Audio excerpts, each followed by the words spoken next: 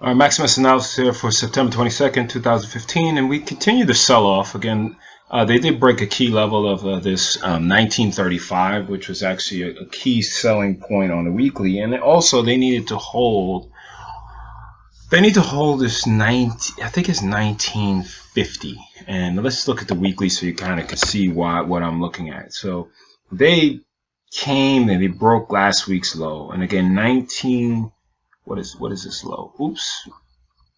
1915 is the second week back low. So they break that. It's definitely going again to the third week, and then we could test this 1830 really quickly. So again, at the beginning of the week, you're going to see some light volume per se. Do I think it's all going to happen in one shot? No, but it's definitely not the time to be super courageous unless you see some significant buying with conviction to the upside.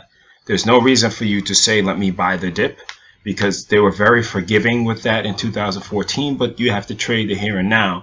And this pattern is setting up for some more downside potential.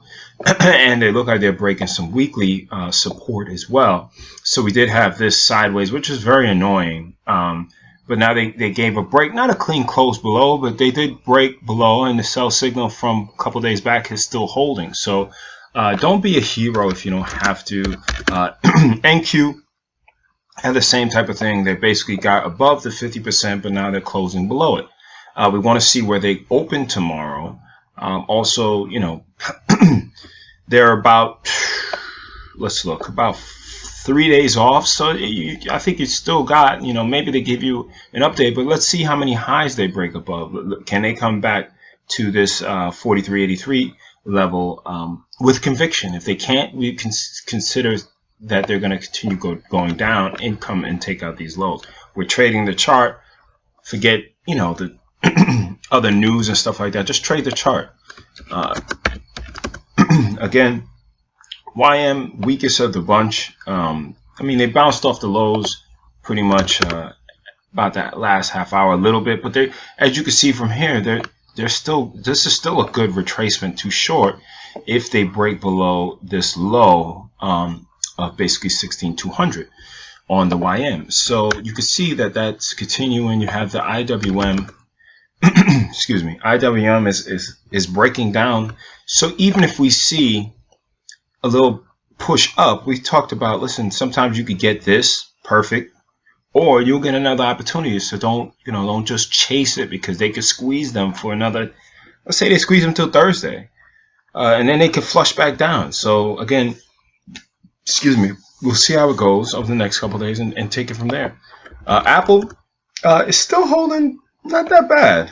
I thought it would be rolling down a little bit more, but again, they need this one to hold up a little bit. So again, if they break above here, I still am not looking for any longs, quite honestly. So don't let one day of indecision say, oh, you know, this is the buying opportunity, because they could gap this down like they did today. Remember, it closed here and gapped below the low. So that looked more like capitulation versus anything. So they could chop it around, but I would not be looking to. That's a sign of weakness. That's showing that. And let me see if I can show you on the intraday chart, if you guys don't mind. So you see they opened up here. I mean, excuse me, they closed it here yesterday and gapped it all the way down here below this low. That's not strength. So they go and take these lows out of 112.5. They're going to continue down with a, you know, with some type of force. So I would be cautious going along that. Tesla, another madman day with Tesla. I don't know where it's going to go, quite honestly. So I'm not looking to trade any breakouts or anything. So I'll just wait and see how this one works its way out. You have Google. Google about 3-4 days down. So again, they came off pretty good off the lows. But again, I would want to see how they do, because again, you had the same type of gap down, and now they're not even retracing.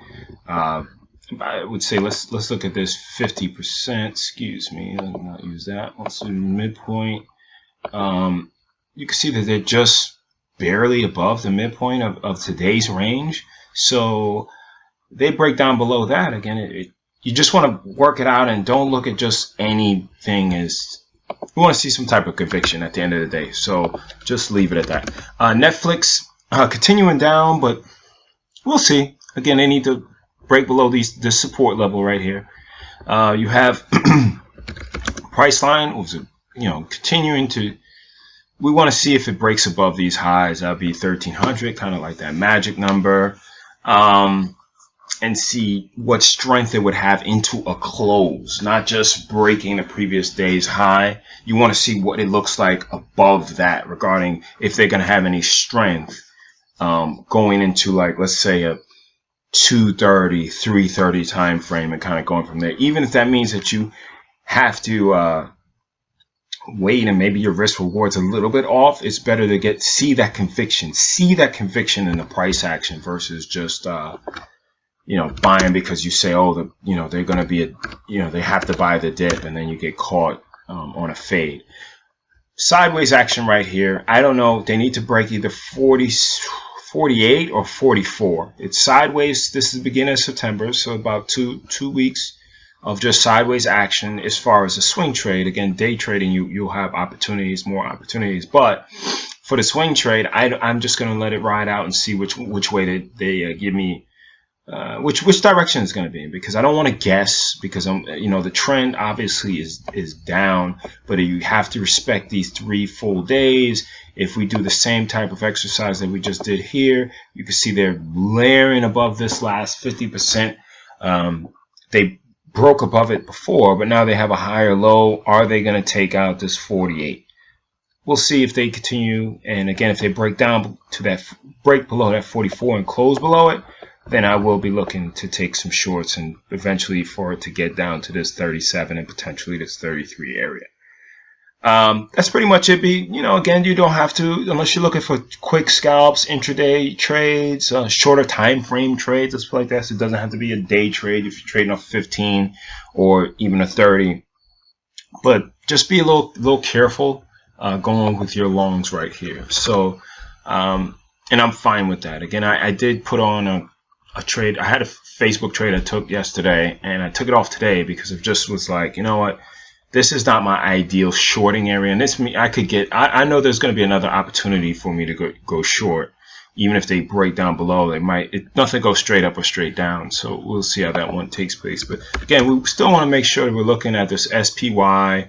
We're looking at the ES, and a lot of people will say, oh, it's a great buying opportunity. That's wealth management type of stuff, and they'll preach to you about people need to know the difference between unrealized gains and realized gains. That's bullshit. Again, you put your stop where it needs to be. That's somebody saying that you don't lose until you sell, which is bullshit as well. So don't let them feed you that nonsense. If you're looking to pick the bottom, you have your stop defined, because that's not just because it's not my style of trading doesn't mean that it doesn't work. Okay, it works for a lot of people that are able, but it's more than just, even though they might tell you there's more going on if they are consistent with it. There's more going on versus them seeing just a potential dip versus they have to have some type of support. And guess what? They need to know when they're wrong and don't wait around for it.